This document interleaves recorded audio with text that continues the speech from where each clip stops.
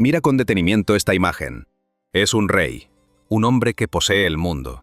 Sus coronas pesan toneladas, sus cofres están llenos del oro que controla imperios, y sus ejércitos dominan continentes. En la mente popular, un monarca así era invencible, inmutable, tocado por la divinidad. Pero si te acercas, si miras más allá de la seda y el terciopelo, la verdad te golpea con un escalofrío. El poder absoluto no podía comprar la salud. De hecho, el poder y la riqueza se convirtieron en su mayor amenaza.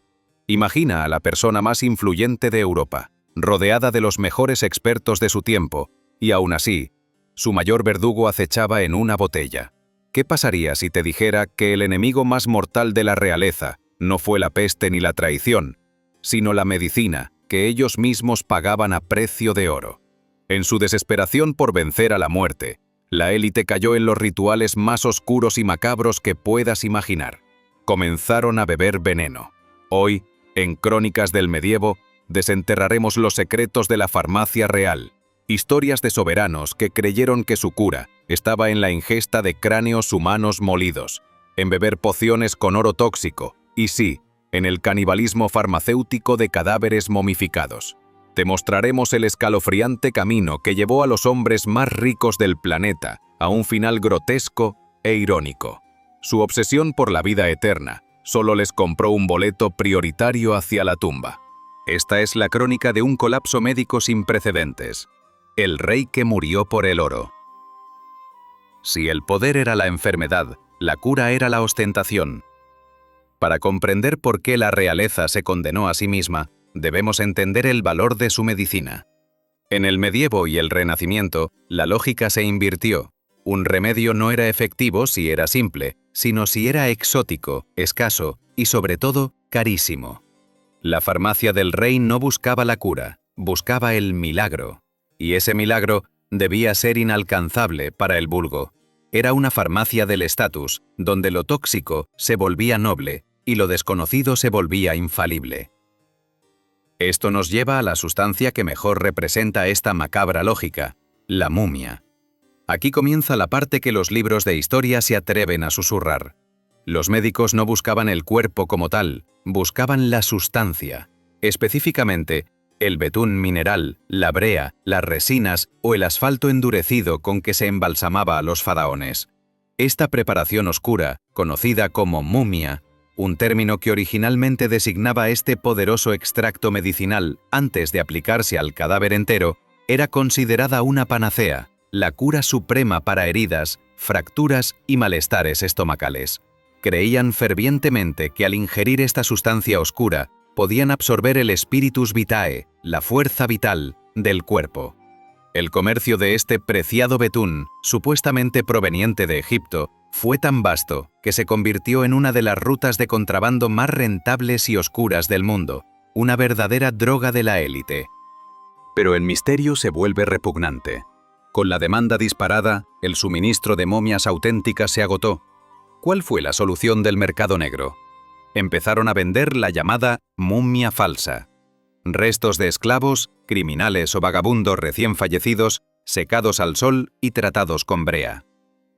La realeza pagaba el precio del oro por comer el cuerpo de un indigente desconocido, ingiriendo tierra, resinas y, peor aún, los patógenos que estos cadáveres recientes pudieran portar. La ironía es brutal. Buscaban la inmortalidad consumiendo la muerte, y al hacerlo, no solo malgastaban fortunas, sino que abrían la puerta a infecciones fatales. La medicina, más cara, era a menudo la más letal. Ahora, veamos esta locura en acción. Para un monarca como Francisco I de Francia, cuya corte era el epítome del lujo y el refinamiento, el mismo rey que acogió a Leonardo da Vinci en sus últimos años, la momia no era una opción, era un sello de estatus.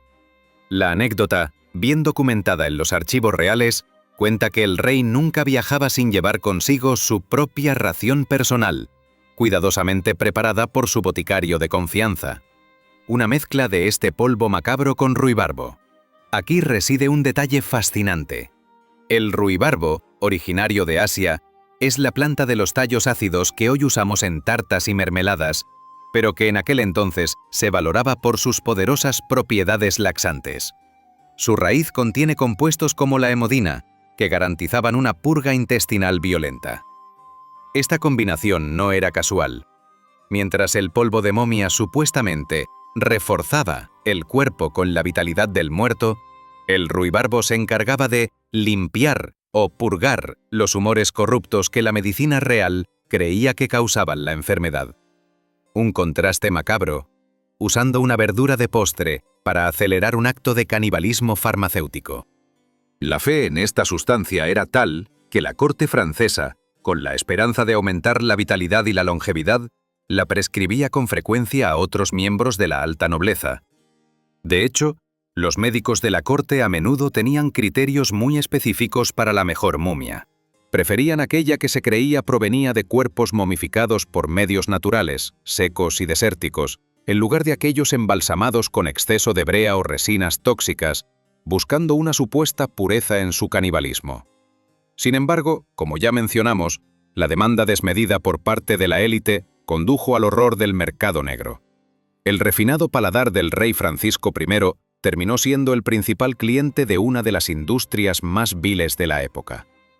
Imagina la escena: la corte real, con sus banquetes fastuosos y sus vestimentas de seda, consumiendo sin saberlo los restos pulverizados de un vagabundo fallecido la semana anterior, impregnados de pestilencia y enfermedad. Lo que el rey creía que lo protegía con la fuerza de los antiguos, en realidad lo exponía a los virus y bacterias de un cadáver reciente. Esta era la cruel paradoja de la medicina del estatus. Un monarca como Francisco I, que podía comprar ejércitos y arte, terminó siendo un cliente devoto del canibalismo de la pobreza. Es una historia escalofriante de cómo el poder y la superstición crearon un sistema donde el remedio era sin duda peor que la enfermedad. Si la momia era la medicina del estatus, la piedra bezoar era el seguro de vida definitivo contra el terror constante de la corte: el veneno. Ahora abandonamos el horror de los cadáveres y nos adentramos en el reino de lo absurdo. ¿Qué era esta roca mágica que encandiló a la realeza europea?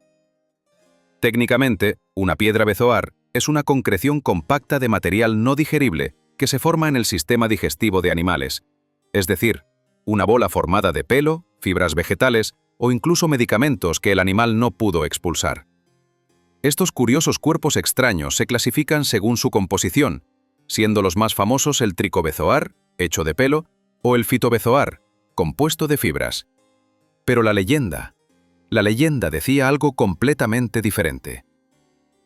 El nombre bezoar proviene del persa patzar, que significa contraveneno, y los monarcas creían fervientemente que al ser extraída del estómago de cabras o ciervos, este objeto poseía la capacidad de anular instantáneamente cualquier toxina. Su valor era estratosférico. Se consideraba tan valioso que su precio podía ser hasta 10 veces su peso en oro, llegando a conocerse el caso de un rey como Felipe II de España, obsesionado con la conspiración, que pagó alrededor de 100.000 ducados por una sola roca. Aquí hagamos una pausa para comprender la magnitud de ese precio. Un ducado era una antigua moneda de oro, introducida por la República de Venecia en el siglo XIII, acuñada con casi 3,5 gramos de oro de altísima pureza, cercana al 99%.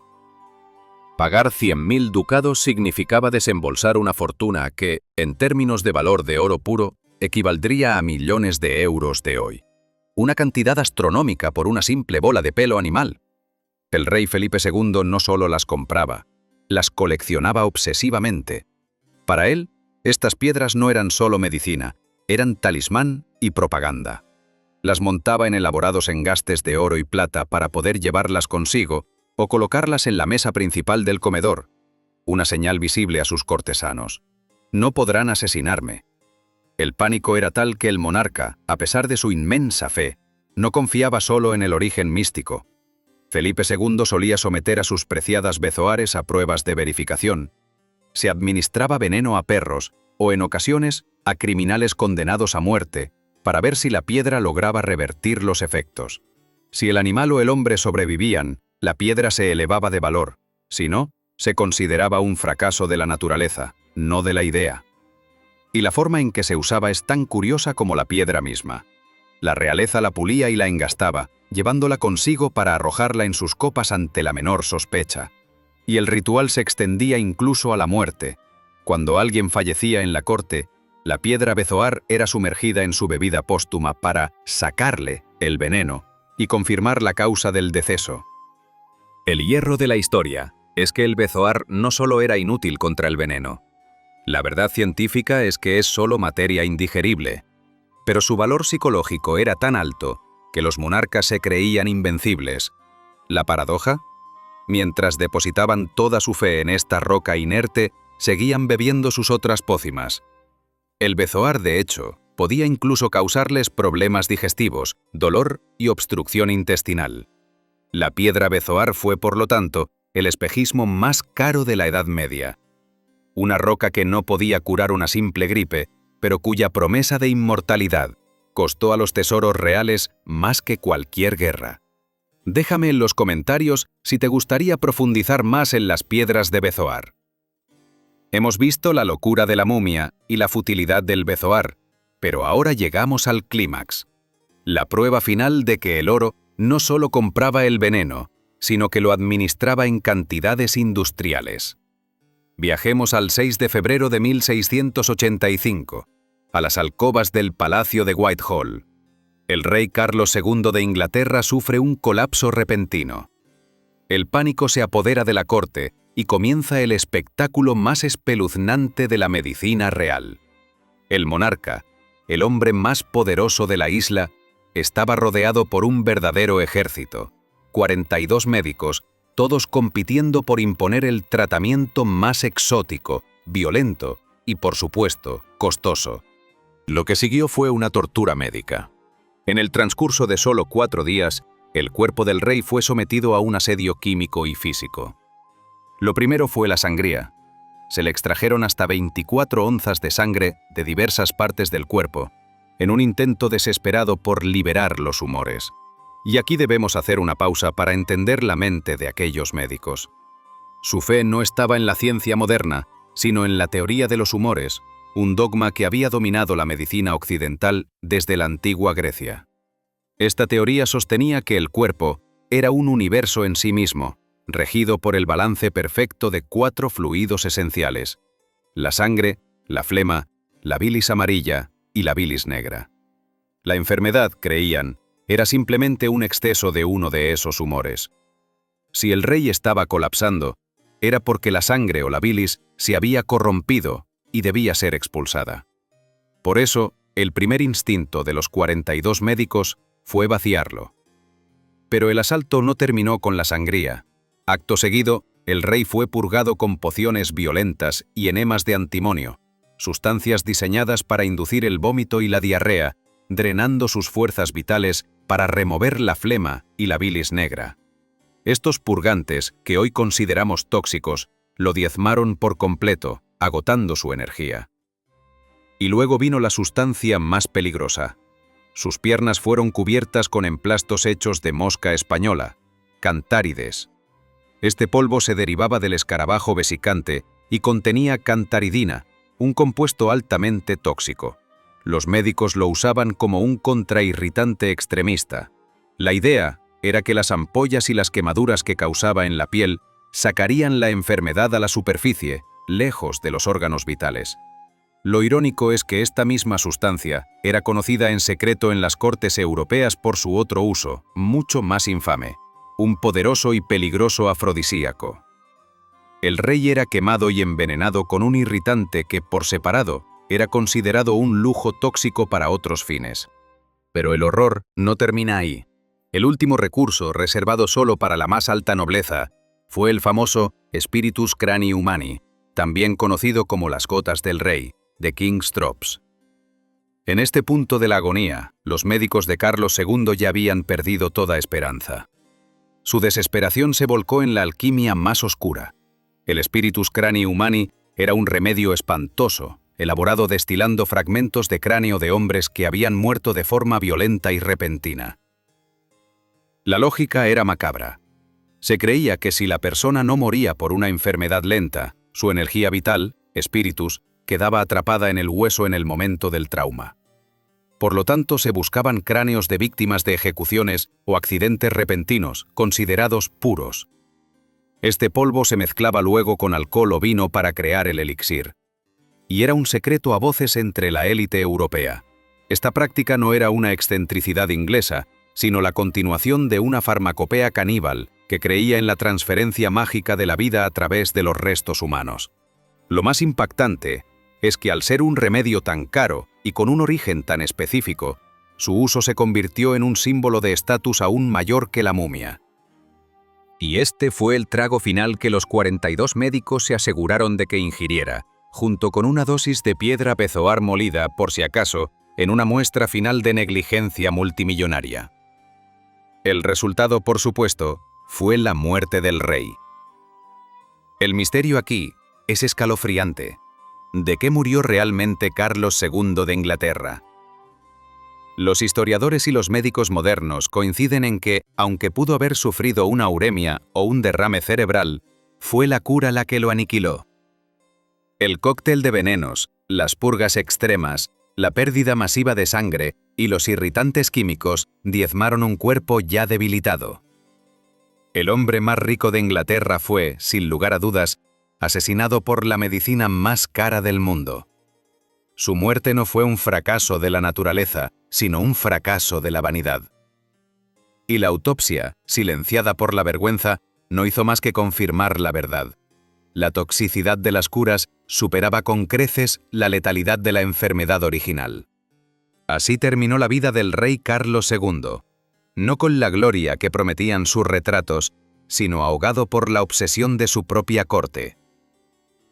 Hemos viajado a través de las boticas más oscuras de Europa, desde el canibalismo farmacéutico de la momia y la momia falsa, hasta la futilidad del bezoar de Felipe II, y finalmente, la agonía tóxica del rey Carlos II. La historia de estos monarcas no es solo una anécdota macabra de la historia.